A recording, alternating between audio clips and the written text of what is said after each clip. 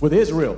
When they finally got out of Egypt, they got to the promised land and they found out, man, it was everything God said. It had huge grapes and lush valleys and everything, but there were giants in the way. And they complained, hey, wait a minute. We just finished dealing with Egypt. We just had to go through the Red Sea. We just finished being in the wilderness. God had to give us water from a rock, man. He had to give us manna from heaven. He had to do all this other stuff. And we've been going through so much. And you mean to tell me when I finally get here, I got to deal with these fools too? Am I the only one feel like this sometimes? I tell you, this is the journey I've been on, to sit here and say, we went through this and went through that and went through this and went through this and finally get to the promised land and what? This is not what I expected. This is not what I looked for. You mean to tell me I got to deal with this mess too? This is even worse. But guess what? It's not the end.